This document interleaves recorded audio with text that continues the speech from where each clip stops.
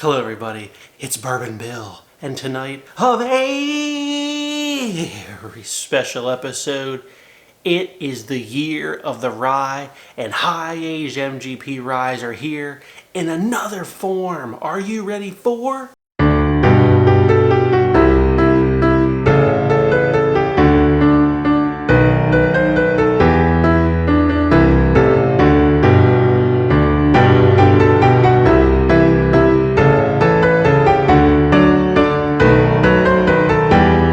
Hugh's Belle of Bedford extra aged rye, red label, baby. And what makes this special? Couple things. Distilled in Indiana, MGP 95.5, and right here on the side, a big fat 12-year, 5-month age statement. Are you shitting me? Another 12 and a half year MGP rye released in 2024 from an NDP. Can we just sit back and say, gosh dang, what is going on around here? Nothing but hitters. The price on this bad boy, $140. Yes, that's expensive, but there's just, okay, it's expensive, but let's talk real quick.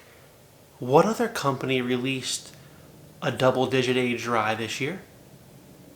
Could it be Wild Turkey? Master's Keep Triumph released a 10-year-old rye. Their oldest rye to date for $300. 300 and it was 10 years old. This is nearly 12 and a half at less than half of that price. Less than half.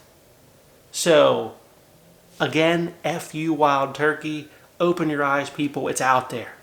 Okay? And there's a couple sources, and we won't, well, we're going to talk about them because we have some of them. Other sources of 12 and a half year MGP rye this year have been Short Barrel Baby, a 12-year MGP rye at 131.4 proof, compute 65.7% alcohol by volume. Look at the gosh dang color on that son of a bitch. Now go watch my review of that one. We've already reviewed that one, but there's another 12-year-old MGP rye. Now that one was like on sale, $100. Value of the year? Probably. Now, also I don't have one, but River Roots, another NDP, was out there with 11 and a half, 12-year-old MGP rye as well. It's out there now in 3 different NDPs, folks, all for roughly under $150. But tonight it's about Belle of Bedford, which is from Bedford, PA, which, oh, my home, Pennsylvania. Right? So, now, obviously it's MGP. This was partially aged in Indiana and a little bit in PA. Proof on this bad boy is 109.51, compute 54.75% alcohol by volume. And this was our bourbon pick. Color, ooh, rich and dark, like we like to see. And what do we get on the nose? Oh, sweet oak, tobacco, barrel char, rye spice. Man, this, some might say this is like a dilly rye. I hate dill on my food. I really do. I don't get it much in ryes. Even ryes, people say, that's a dilly rye. I don't like dilly ryes, Bourbon Bill. I don't get it. But I get what some might say, that's got a dilly nose to it. Dilly dilly. It is just such a sweet oak, tobacco, rye spice bomb, baby. The Ryes of the Year competition this year is gonna be straight fire. Straight fire. This year ryes have been far more interesting than the bourbons, gotta say. All right, down the hatch. Oh, I've died and gone to heaven. That's so good. Oh, the finish just lasts and lasts. Absolutely buy it. A++ rating from Bourbon Bill. Absolute buy.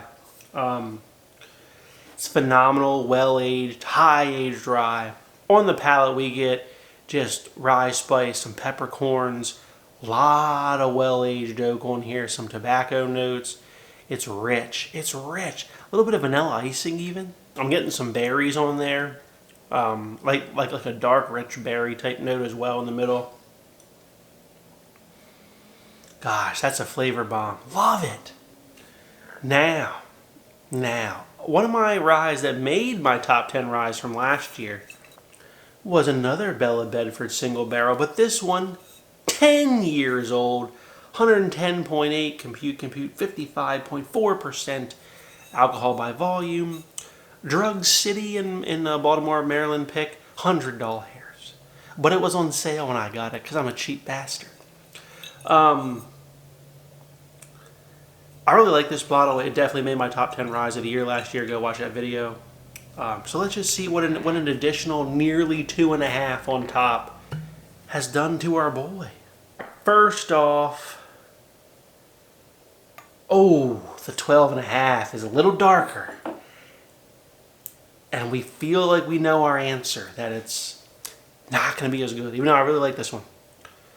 On the nose of the 10-year Belle of Bedford. Oh, I mean, this is similar, okay? It's similar. And now, what we gotta talk about something here.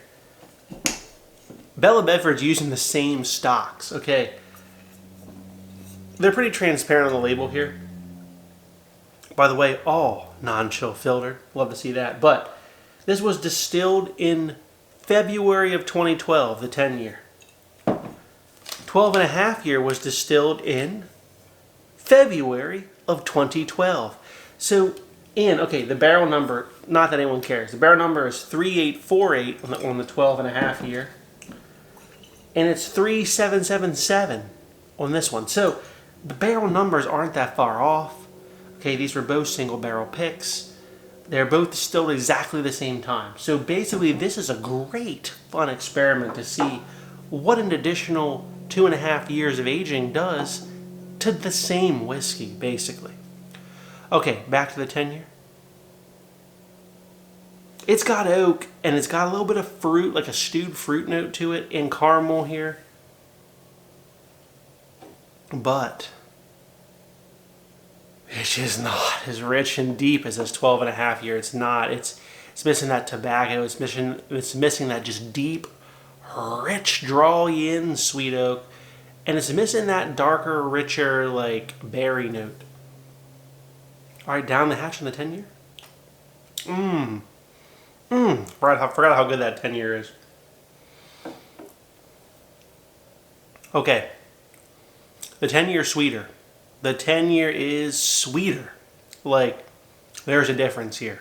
Doesn't have the amount of oak. Does not have that, like, blackberry note. It's just not... It's missing the tobacco as well. It's got oak. It's got rye spice. And it's got, like a stewed fruit, like a white fruit type of note to it. But it's not... It's sweeter than this 12... So back to the 12.5. Good Lord. That 2.5 years is magical. Here's the 10-year, pretty high bar. Here's the 12.5 off screen. The 12.5 is drier. It's older, oakier, bolder. It's not as sweet as drier. Wow. But the depth of flavor and the punch of flavor is higher on the 12.5. Gotta say, that's killer. Whew, that's killer. How does our new Belle of Bedford 12.5 year compare to a 12-year MGP released this year as well? It's our short barrel, and look out, because you know what we say, color wins, and this one's midnight black.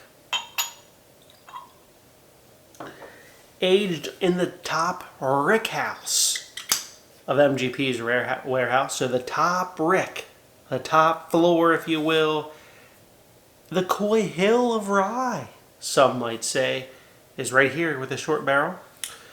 This was also partially aged in Georgia, where short barrel is. So that Georgia heat just seared the color right out of the barrel into this SOB and really upped the proof. Okay, most of the river root stuff and Belle of Bedford, you know, is 110 to maybe 120, but short barrel bringing the 131.4 with a hefty color difference. On the nose of the short barrel, there's just this deep, rich chocolate barrel char note that is not present on the Belle of Bedford.